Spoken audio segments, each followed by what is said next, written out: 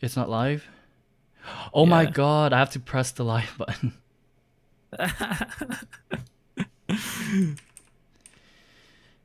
Alright. Okay, is it do y'all see it now?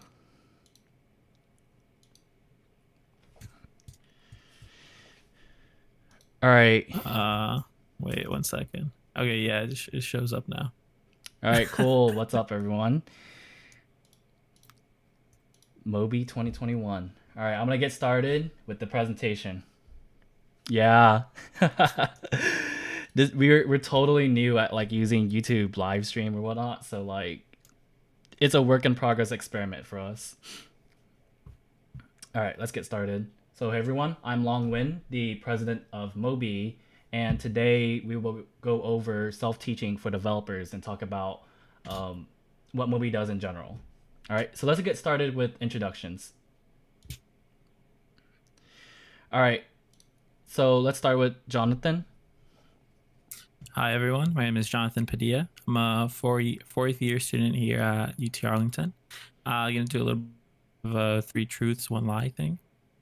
So one of the here goes. I prefer spaces over tabs. I prefer Notepad over VS Code, and I've secured an internship at Amazon for the summer 2021 session. And so gonna give a little bit of maybe you guys can guess what it is. I'm just gonna tell you right now. So the lie was prefers Notepad over VS Code. So hopefully I didn't get anyone there.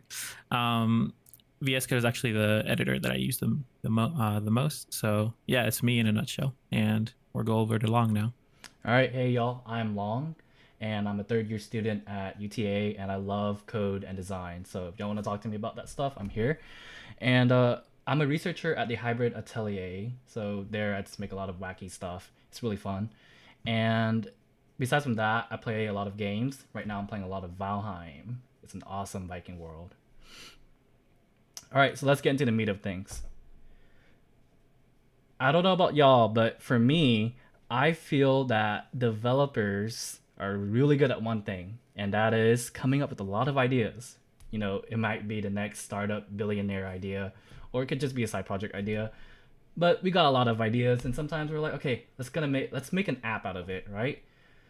So when we start making that app, we're like, okay, we know the library, we know, what programming language we're gonna use. We have all the ideas set up, right? So if there's any problem or anything we need to do, we just Google it.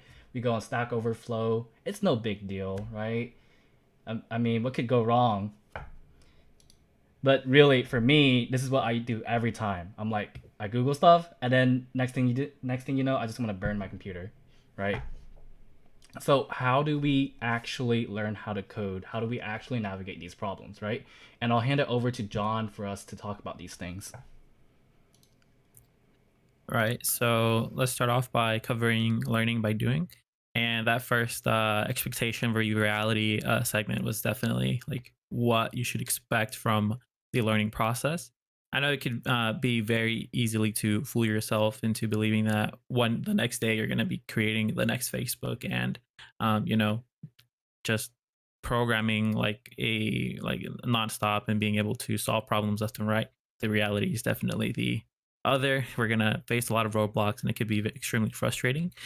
So, um, when we're going through this learning process, it's good to remind ourselves these steps. So that we have to take. So, learn by doing is a practice that everyone employs whenever they're learning, or at least the most successful people in general, whenever they are going through the learning process. Uh, it is important to learn by doing because programming is an art or is an endeavor that can only be done through experience. Whenever you are for example, let's talk about all the cooking shows out there. You don't become an expert cook just from looking at Gordon Ramsay cooking or anything like that. You become an expert cook just by cooking, right? And so similarly, becoming proficient in programming is done through experience. And whenever you're trying to learn and you want to become more efficient at it, you're going to have to find resources that put you in the driver's seat. So all the tutorials that you watch on YouTube, they're great, but make sure that you're actually pausing and trying to code alongside the creator. Definitely Udemy has a little bit more interactive than YouTube, but actually the most interactive platform for learning that I've found to date is something called Scrimba. It actually lets you edit the code that the creator or the video instructor is doing. So you can at any point pause and change. Okay, instead of saying like this thing is red, I'm gonna change it to be green. So very interactive resource for learning. All of those three things, if you do them correctly, you will be put in the driver's seat, right? And that's what we want to be doing when we're learning by doing. So this is actually an advantage for software engineering because not every profession, when we compare and contrast, offers you the ability to do what professionals in the industries are doing, right? If we compare what an engineer at Twitter or Facebook, the only thing that they have is a laptop and an internet connection, and you already have that. Assuming you're watching this lecture or webinar. Um, so we can start right off the gate, right out of high school, right out of college, start developing things that we want. And this is going to give us the intrinsic motivation to keep on going and keep on getting that experience early on. So here are some examples. If you love animals, you can start off by creating a static websites, proclaiming your love for animals, like sort of like a blog. If you love music, you can step it up a bit and start making a side project that involves machine learning and the Spotify API. If you love money, you can try automated investing with Python. So you can just have fun with that, right? And so those are the brief points about learning by doing and why it's a very effective method of learning. And the next slide, we're going to talk about. One second. Next slide. Learn by reading. There we go. So learn by reading is definitely one of the things that we're going to have to get acquainted with because that's just a process for software engineering. Um, here are the main points that I want to make about learn by reading. Um, we absorb information faster by reading, right? So how many times have you seen a YouTube tutorial that you're trying to reference out of and you want to go back to it, but you can't because you can't extract the information quick enough? You have to scrub through like hours and hours of the content, and it's not as neat and organized as sort of like an outline from a chapter book or a reference manual can be. Like you can't control F something on YouTube. Maybe YouTube should be working on that on the future, but for now we're going to have to stick with reading to get the information as quick as possible. Some key statistics that I would like to point out is that the average speaking speed is 150 words per minute, but the average reading speed is 200 words per minute. So already there you have a huge difference in how fast you can learn. It's a very effective thing you can employ in your endeavors so that you become an expert eventually. So yeah. Also with reading, text is more useful for referring back. Sort of like the similar example I brought back earlier. And if you become a software engineer, you're going to eventually find yourself in a rut of looking up documentation. And documentation will be your best friend, and you will have to read it because that is how you do bug fixings. That is how you find, for example, the in-depth articles of how to implement a feature that you want. Maybe you could find a Medium article that does the video feature that you want your app to have. And yeah, just like I said before, documentation and reading in general, you're going to have to get those skills to absorb information from text rather than only relying on videos. If you're starting off, definitely start off with videos, but eventually we want to build up to that level where we can, just pick up a manual or pick up documentation to start your side projects or something like that. And the main thing one thing I want to remind everyone here about is the learning process and how long it takes. So it's important to remember that you need to start up and start small and build up. It's okay to start small. Like I said, be realistic with your expectations. The bit we had in the beginning. If you are realistic and you sort of compound your small actions, your small wins every day, maybe the first day you're going to read 5 words from this textbook, or maybe like a chapter from this textbook, or the second day you're going to read second chapter or the second module of a reference, or a technical article that's like covering design patterns in software engineering. and then the third day you keep on going, you keep on increasing, and you get that compounding effect. And you're going to have motivation built up from those actions, right? So reading text at your level is important. Okay, if you try to show a calculus textbook to your fifth grade sibling, they won't be able to understand it, right? It's not really an effective way of learning. Um, yeah, it's not really an effective way of learning. So definitely stay calm and trust the learning process. Consistent practice will pay off again, compounding effect. And another thing that us software engineers are going to have to eventually do is read other people's code. And you're gonna learn by reading is also learning by viewing how other people solve the solution. Picking up on, oh, maybe they used a queue for this type of problem, or maybe uh, you know caching is certainly an optimal solution for this type of feature that I want to do. So it helps you reading other people's code. You're actually learning, even though it might not feel like it. It helps you pick up on patterns, gives you ideas for future projects, and it's a major part of the career because software engineering is a very social endeavor, right?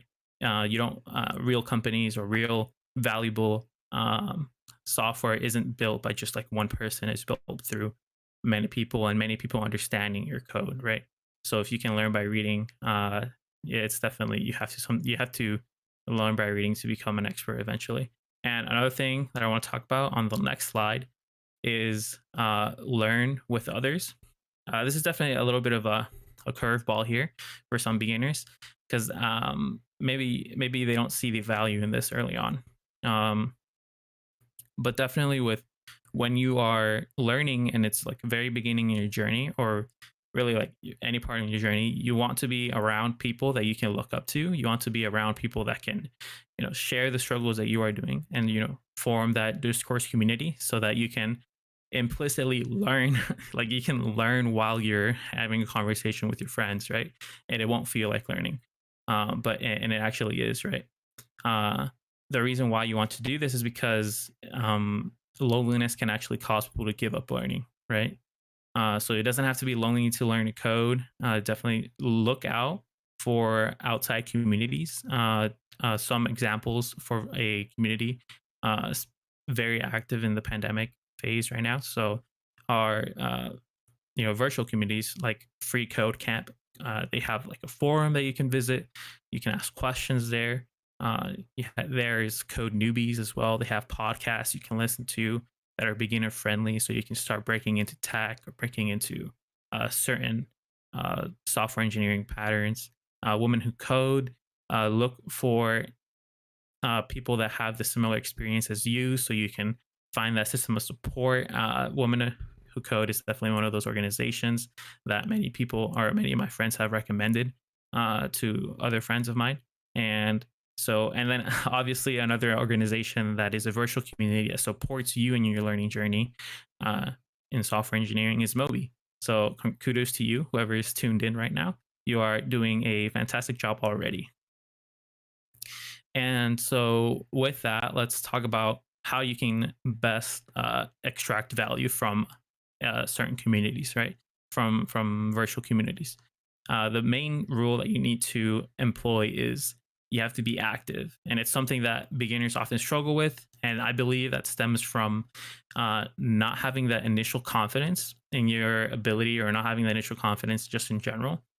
So, for example, someone that is very new to the community might be hesitant to ask questions, or might be hesitant to even contribute anything in conversation in a community because of that lack of confidence, and they might have this internal idea or internal notion that if they ask this question, they might be perceived as like less intelligent and not really. Valuable to the community, when in reality it's actually the opposite, because when you are asking questions, you're actually giving the opportunity to people that were in the same boat maybe like 2 to 3 months ago, 1 week ago, maybe even a minute ago, to share the knowledge that they have, and you're already contributing to this cycle of learning from the already existing members, right? So that is definitely one of the biggest mistakes new programmers make. They never post questions, and you have to ask yourself, at the end of the day, how will you get value from this community if you never contribute your questions, if you never contribute solutions, if you never contribute discussion, right? So definitely be active and post questions. Don't be afraid that you're going to be bullied for answering a silly question. It might not even be silly at all. Actually, no question is silly. So don't be too harsh on yourself for that.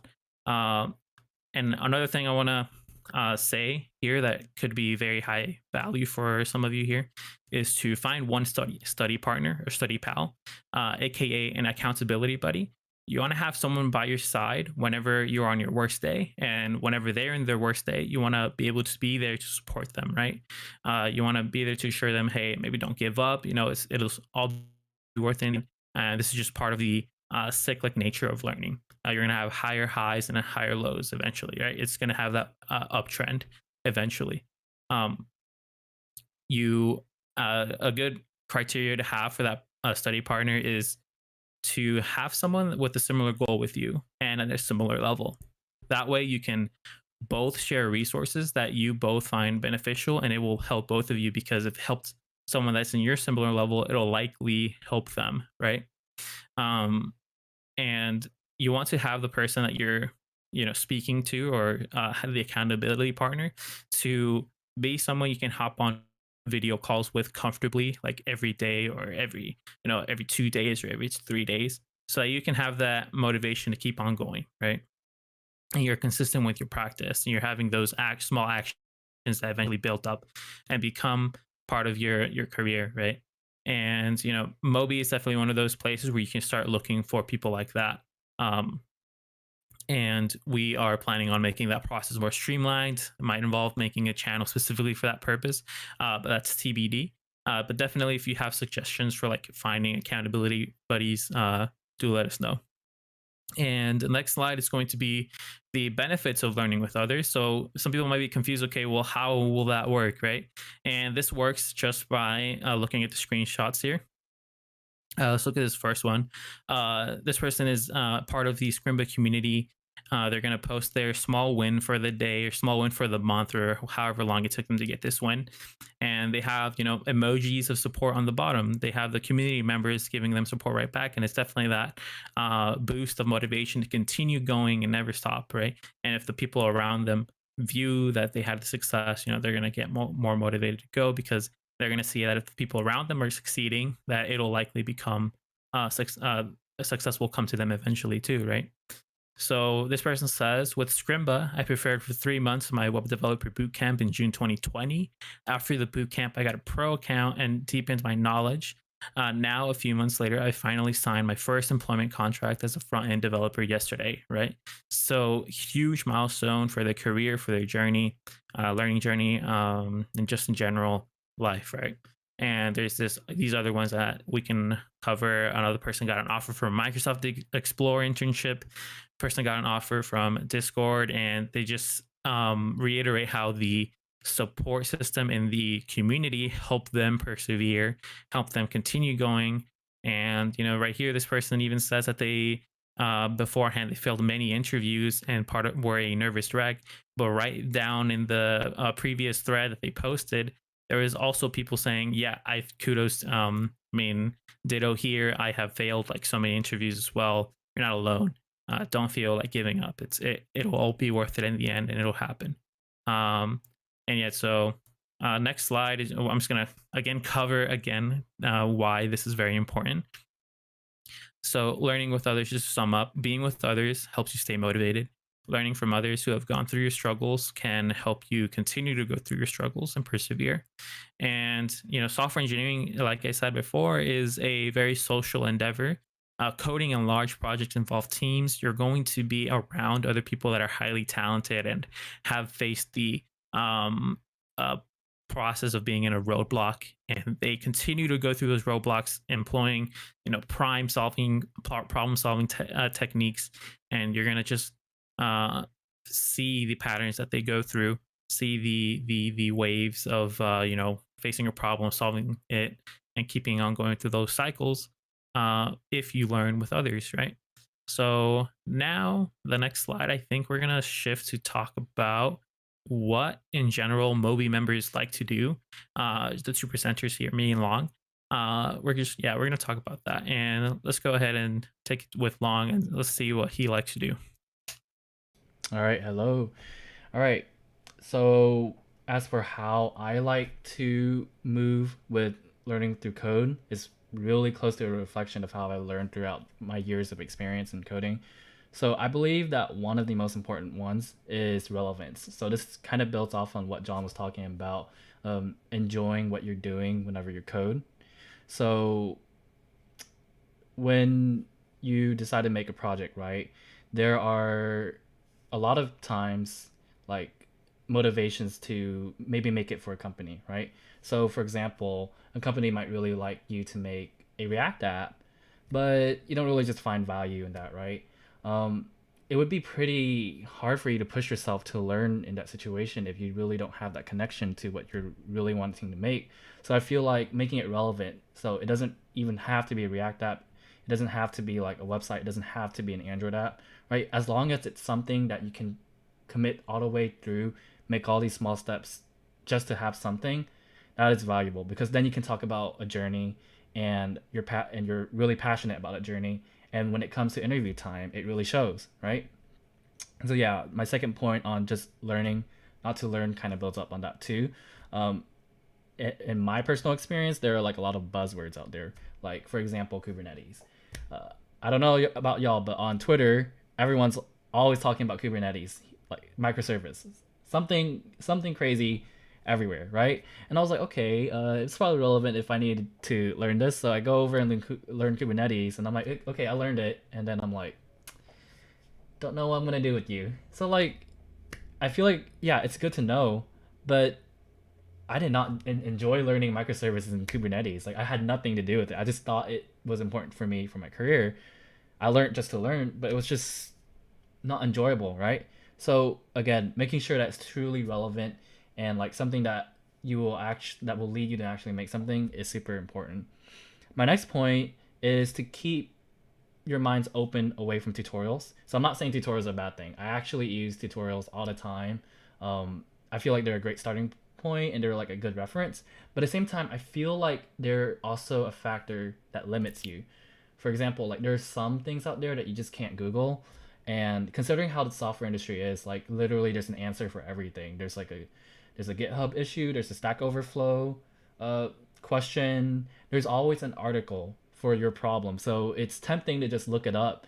But what that does in my experience is that it keeps you on a certain path, right? So for example, sometimes you're making a website or in my experience I was making an Android app and at first I was just trying to solve a problem and then I went into the largest and longest rabbit hole ever of like best practices in software architecture and I ended up like spending like 3 days on like trying to make sure this software architecture was perfect based off of a tutorial that told me to do things a certain way rather than just like making the app, right?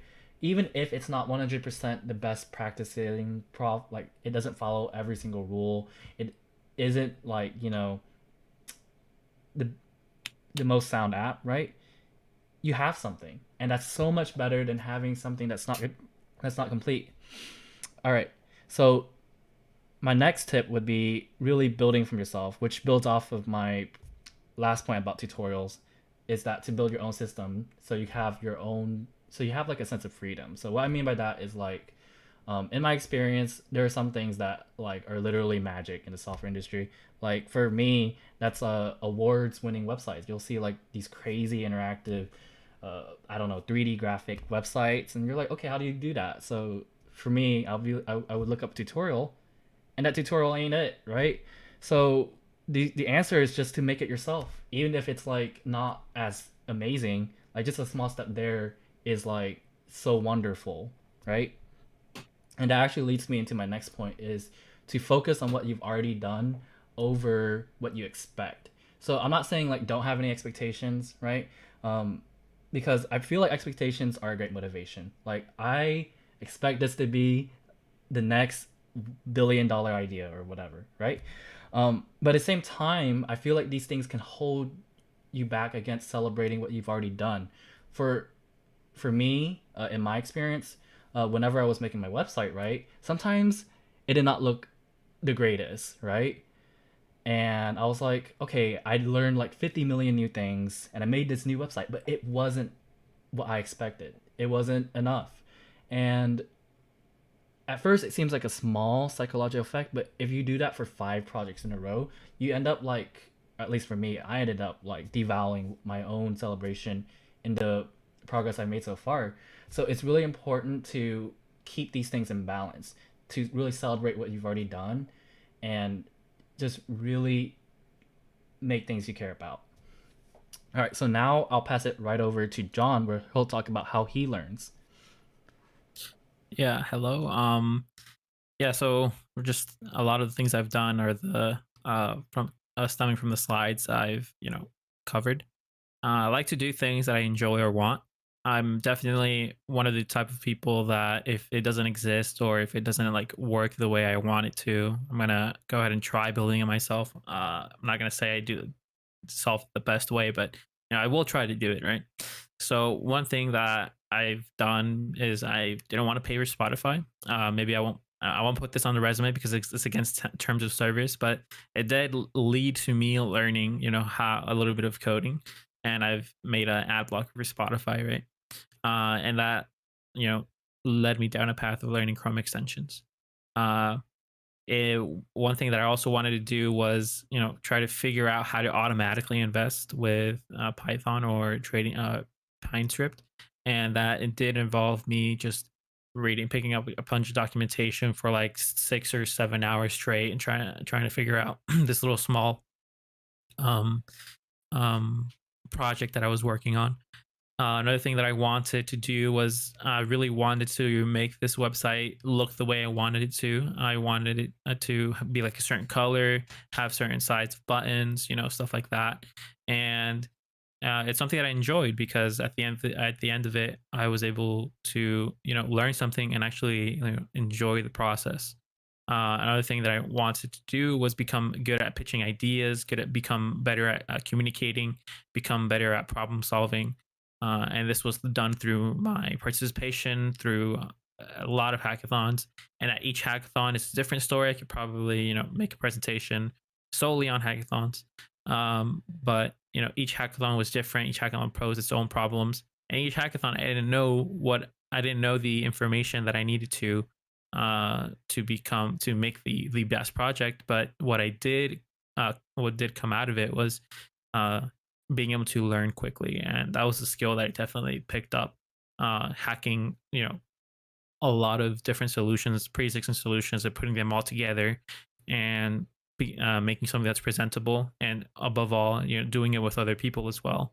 Uh, Maybe hackathon culture isn't the healthiest culture because there's a lot of caffeine and late nights involved, but we're gonna avoid that for now, and we're just gonna talk about the good stuff, right? Another thing that I want to that I've done is I've joined communities and learned with friends, and actually just started off. And a lot of the success that I can attribute to a lot of the successes that I've had. I can attribute to me joining the community. Like it stemmed that I could, see I can make the at this point in time this happened. I joined this community, and then all these other things happened because of that. And so Mobi was one of the first communities I joined. It wasn't for the purpose of me just it wasn't for the purpose of resume or anything like that. It's just because I genuinely enjoyed speaking and doing side projects and coding in general.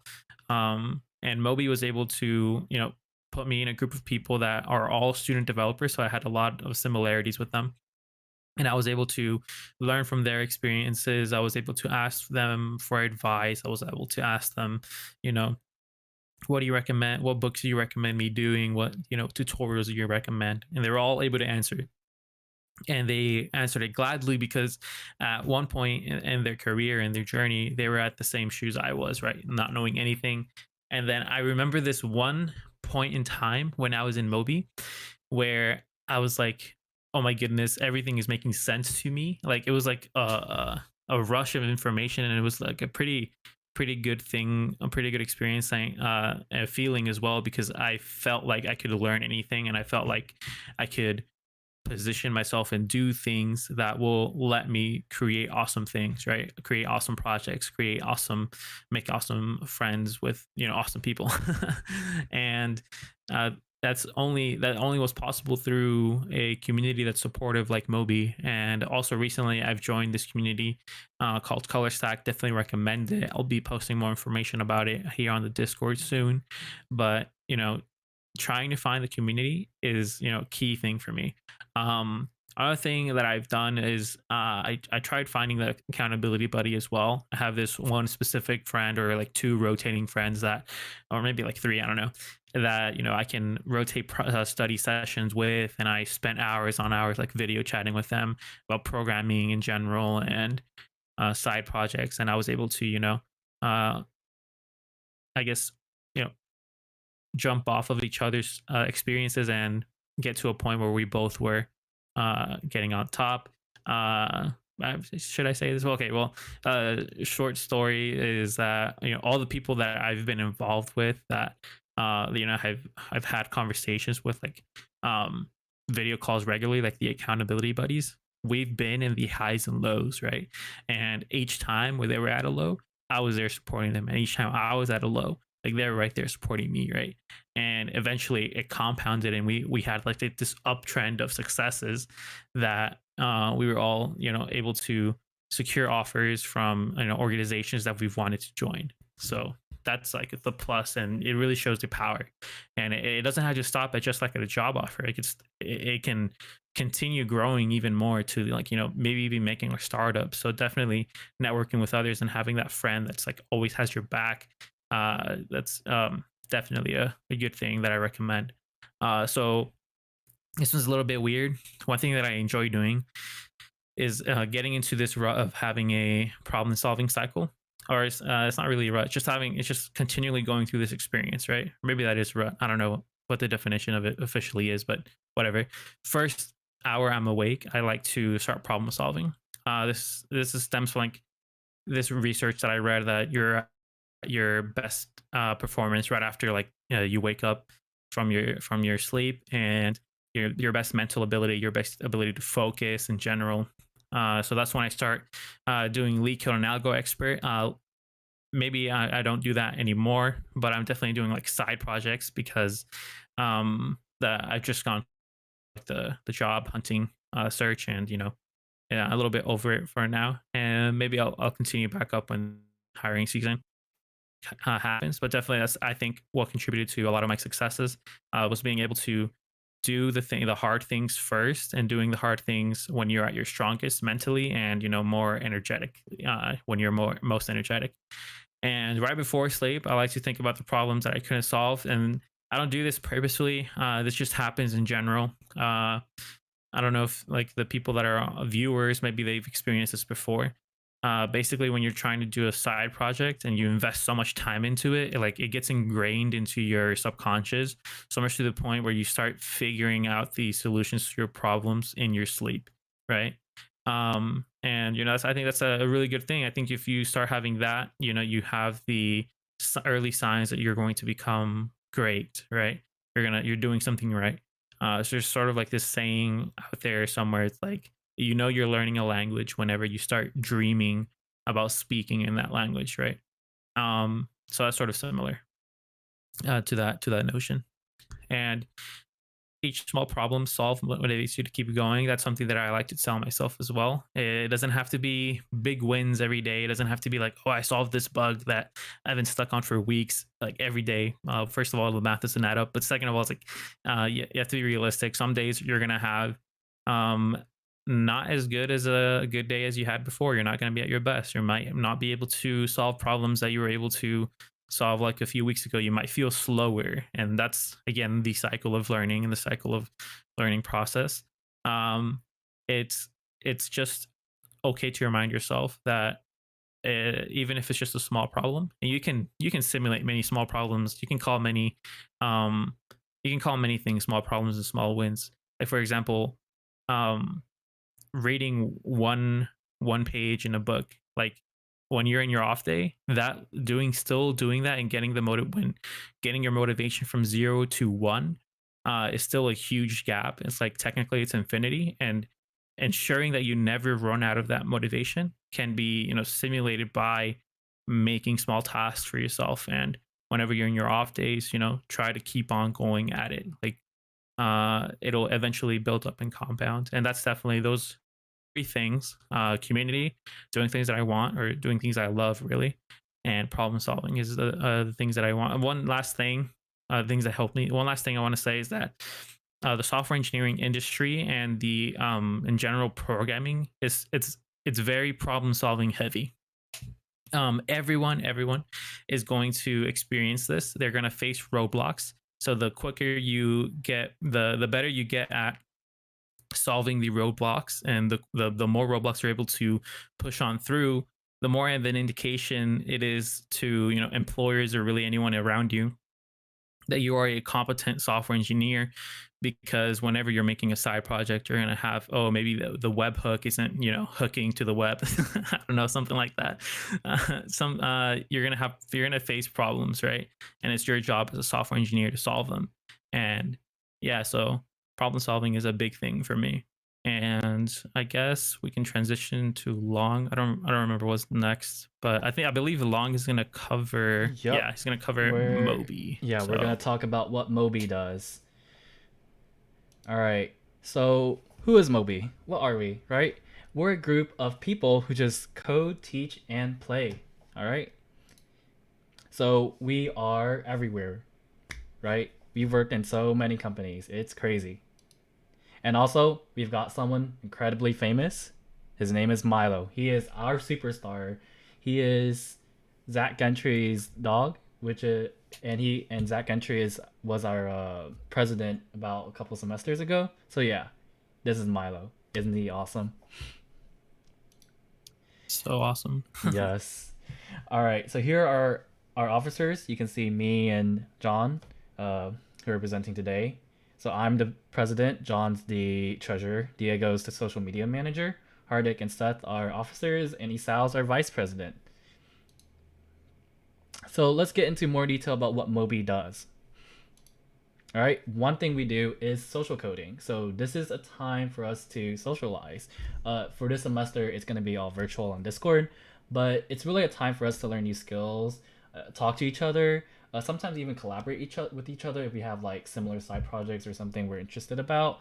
It's a good networking opportunity because some of us have worked in like companies like State Farm, and it's a great chance to talk with these people how it is at these companies, and maybe even get a recommendation for it, right? So that would be awesome.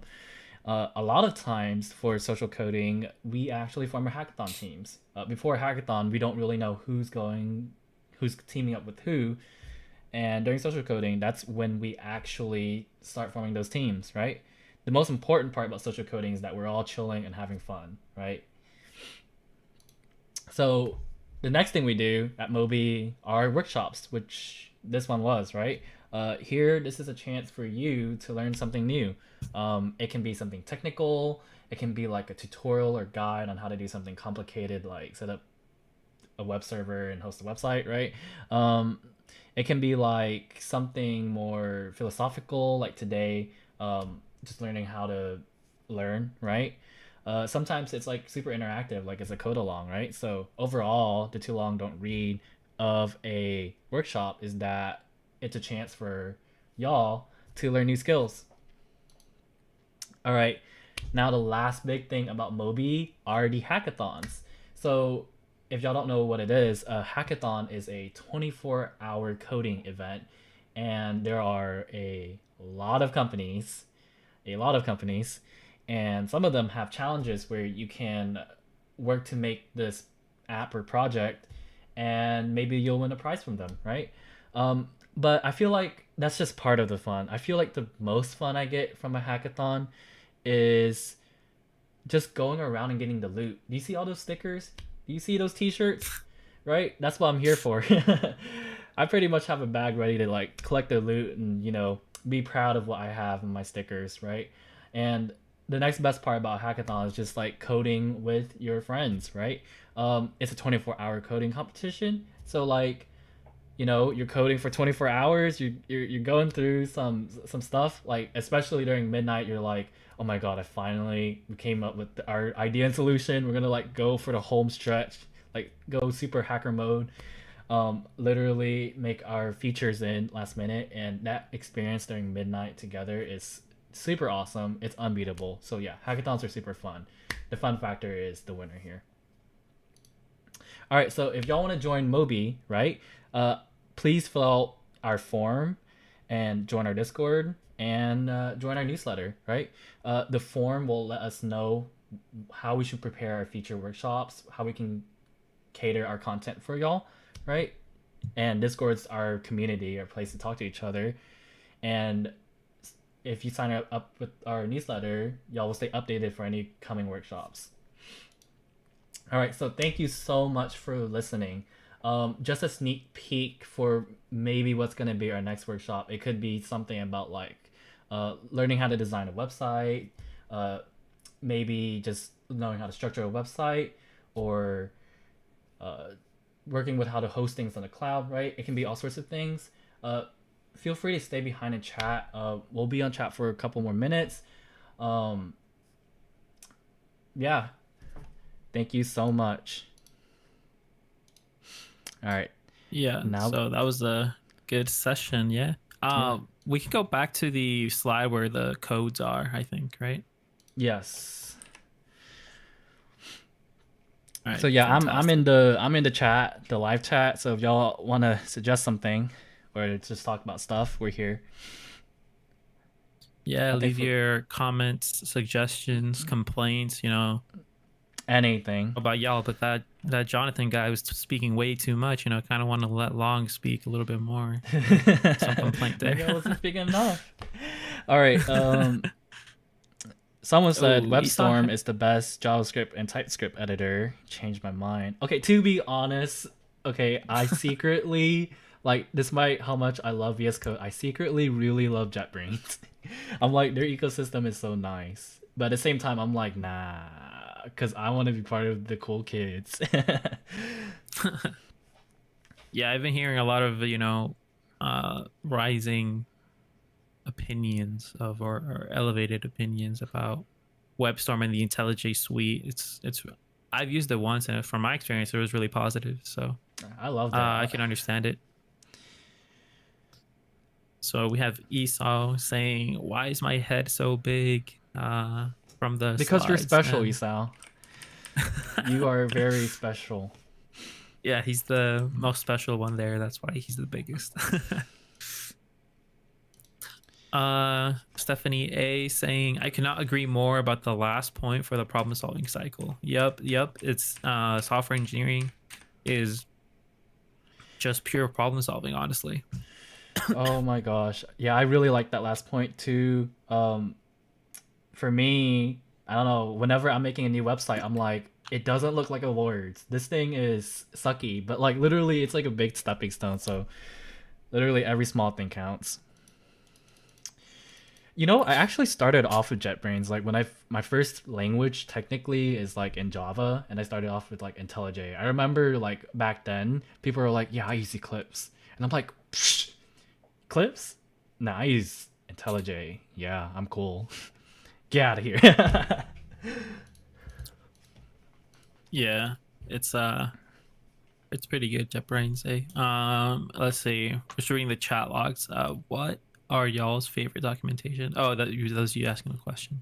Oh, was that you or was that Esau? That's me. I was just like, it was during the reading slide, because honestly, I do have quite the relationship with documentation. I'm like gone through 3 different documentation tools because I'm like, this one sucks, this one sucks, this one sucks. I hate how I have to go through 50 different sites to get to documentation, and I'm still like, I don't know. I'm a little obsessive about good documentation. For me, I see you Mozilla mentioned Developer Network. Yeah, that was what I was gonna say. Mozilla. From my experience, like whenever I wanted to see a problem, I would always Google it, and if Mozilla would show up like one of the top results, I would click through that one first because I do agree with you. It's one of the better documentations out there. They're so thorough. They have so many examples. They like really consider what you're trying to do, which is so nice. I really appreciate it. Because sometimes you get other documentation and they get deep. Like, what am I even reading? Like, for me, I feel like the Google Android documentation was that. I was like, okay, I know I'm supposed to be smart enough to read this, but at the same time, I'm like, I don't understand what alien you be talking, so. Yeah, it does happen whenever. I don't know. I mean, they technically they do have to get into like deep into the weeds and explain every technical detail because someone might need that information. So, Yeah, but yeah, I agree with you. There's there's always a balance that needs to be there. All right, all so right. one what's one crazy thing you do as a developer? And just to start us off with that conversation, one crazy thing that I do is that I paid for a $70 font to get better looking code text. Oh no. I mean, I could be worse. Dang. I've heard like people spent $300 on a single font, uh, just because it has cursive. Oh, we have a comment here from Daniel Reyes. Oh, I guess we should continue what you were bringing up. Craziest thing I've done. Um, I don't know. It's while software engineering. I mean, technically the hackathons where you like stay up Yeah, the the caffeine. entire days I and the remember caffeine so like much. It's so bad. Oh my, I regret it they definitely. really lure you in. They're like, we have all these caffeine things. Like literally, we're gonna stay up for 24 hours. Look at all this caffeine. You're like, maybe I'm like part of this culture. I would really want this caffeine too. And it's so bad because like Yeah. you're like it's like what is it called? Like the it's like you believe it, or it doesn't really happen, but you believe it, right? Like I believe that caffeine works. It didn't work actually. Like I was like really dead at midnight, and I was like, oh my god, why isn't it working? And I'm like eating another caffeine bar. All right, so Daniel Yeah. says he's guessing if googling. So googling is your best friend when it comes to learning. I love Google, but I feel like Google is such a rabbit hole loving thing. Like I see it's like when you choose the right title and you go down that rabbit hole, you're like, I wonder which rabbit hole I'm going down. I don't know about y'all. That's how Yeah, I I see Google. agree. I agree. Sometimes Google it doesn't really give you the best resources.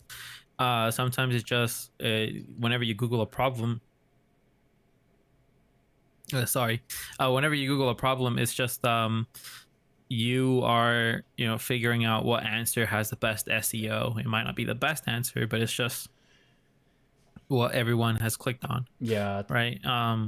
So definitely keep on the lookout. Like if you find a resource or like a publishing center or whatever, I don't know what to call it, like someone that consistently puts out something that you find value in and you can learn from immensely, then try to keep on going back there until until you potentially outgrow it, until you memorize, you become it like the back of the hand, whatever the content the place you're learning from is.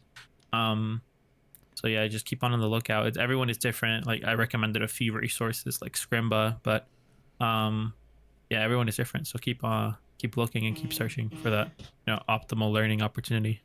I feel like Google is almost an art form. It is a skill that we all get wonderfully good at, right? You know how to search the right words, press the right buttons, and that's also another thing too. Is like whenever you're googling trying to find a problem to solve, sometimes you're like literally, like there's literally a word and term for it, but you're like trying to search for that term and it doesn't exist, right? So yeah, it's literally an art form of knowing how to find your problem, knowing how to like go to the right solution, and sometimes you'll like go through multiple stages. So like yeah, it's literally an art form and a practice. I will say one thing that I did not expect that is kind of like a wonderful resource are books, like especially for more complicated topics. Like for example, in the game development world, I don't know. I'm not like full on game developer, but whenever I was playing around with Unity and there's like shader techniques and making stuff look cool, right? You would think that like YouTube and Google and the world's your your treasure, right? And honestly, I mean, in some ways it is. Like there are some YouTube channels like Racky's that has like a lot of wonderful Unity tutorials, but in other regards, like you're never gonna be able to find the exact thing you're trying to solve. This one calculation or this one technique or this one uh, algorithm, right? I would say like one surprising thing are books, right? Um, a lot of more complicated subjects, books are like a great resource, especially for graphics and more like really out of the ordinary things. Like a lot of people spent a lot of time like compiling all sorts of information in the book. So don't underestimate books. I will say that. Yeah. Also, one thing I do want to say to that point about Googling is your best friend. It's definitely a sort of a. I don't want to say it's not the most helpful advice because whenever you are learning, yeah, sometimes I don't know, sometimes people give you the answer like that, like they're pretty dismissive. It's like, just learn how to Google it, okay? And just want to reiterate, like, sometimes that's not the best advice. Yeah, Google is your best friend, but don't pay attention to the people that say, I just tell you, figure it out on your own, figure it out by Googling it, learn how to Google, and then end it there, right? Um so yeah, I just wanted to say that definitely the advice that I gave previously is the real advice. It's something that you can actually have, like, take some actionable steps, and doing those things will help you become the developer you hopefully aspire to be. Um, and yeah, I guess another person. Here we go. Esau is saying 3 hackathons in a month was a bad idea. My body was destroyed. Yep, yep, yep. That's it does wear you out. I will say like sometimes I remember whenever I was a freshman and I was desperate for experience, so I would like I think my very first year I went to, like 6 hackathons. Like that is so crazy. Like going to them back and forth and balancing that between your classes. You are staying up. You're pulling an all nighter basically. So like that's what you're signing up for, and all that caffeine. It's like it's super fun for a day, but like the week after is like reality, right? um, someone asked, are there going to be any social coding sessions this semester? Yes, there will be. I'm planning to start that up regularly after spring break. So yes, we will Sounds like a learn all sorts plan. of things together. It'll be very fun. When you join the Discord, that's probably most likely where it's gonna be at. Yeah, we'll definitely Maybe, announce it. So I'll yeah. type it out after. And what I wanted to say is that if we do social coding sessions, I'll probably ask like what type of topic y'all want to cover, because I do have some ideas. So some of the ideas that I have for social coding is I wanted to create like sort of this job board function on Discord and sync it up to a MongoDB database, and it's pretty simple. I've seen how to do it. I was just wondering if that's something y'all are interested in. I'll make a list of like ideas that I have, and y'all can vote on them, and then yeah, because I know a lot of other officers have like other ideas as well that they wanna do. I think Long has this idea of making like a learning or have hosting sessions. I don't know if it was a workshop idea that you had of going through cloud hosting solutions. Is that true? Oh, I think Am that I was a wrong? workshop idea. I feel like that's a Gotcha. good one. Like, um, there's buzzwords out there. Okay, we got AWS. Everyone uses AWS. Website equation. How does that work? So yeah, I think it's a good one to go over. Gotcha. Yeah, But also, definitely have a lot of things lined up. it's something we can even do during social coding, right? Um, we can literally do anything we want. Subject is honestly up to y'all. Like, there's something y'all want to talk about, just bring it up, and that's what we'll be diving right into. Sounds good. Sounds good. And maybe we might want to start looking into wrapping up soon here. Oh I right, guess yep, last minute, yeah. give Any people last last minute minute to questions? answer or question. Uh, yeah, I think this was pretty good. A lot of people showed up and engaged. I like Yeah, that. loved y'all's questions, and I loved y'all's text editors. Oh yeah, there's someone out here saying something else. Uh, yeah, Notepad is greater than VS Code. I feel like I don't know. I've gotten that desperate before. I'm like, I'm too lazy to open VS Code. You got Patrick's coming in with Sublime Text as their favorite editor. You I know what? agree, respect it. Yeah, respect Sublime. But you know what? I'm surprised of what I didn't hear. No Atom users. Where are y'all? Yeah, Adam died. I don't know what happened. Did it die? I don't know. I It feel ceased like development, I believe. it was so good looking. I remember sticking with their theme on Yeah, VS Code for so many yeah, years. it was so good. I don't remember if it was Adam or Sublime, but one of them was like super light on my system, and I could just launch it and start coding. Like it was so easy. But with VS Code, it's you kind of need a little beefier machine to uh, get as really fast speed going there. But I don't know. I remember which one, Adam or Sublime. They were like really fast. Yeah. All All right. It right. looks like we don't have any questions coming in. So Long, would you like to wrap up here? Yup, it's been a pleasure talking with y'all and presenting all this. So thank y'all for being here. We will keep y'all updated whenever there's a next workshop or social coding. So yeah, again, thank you so much. Goodbye. All right. Goodbye, y'all.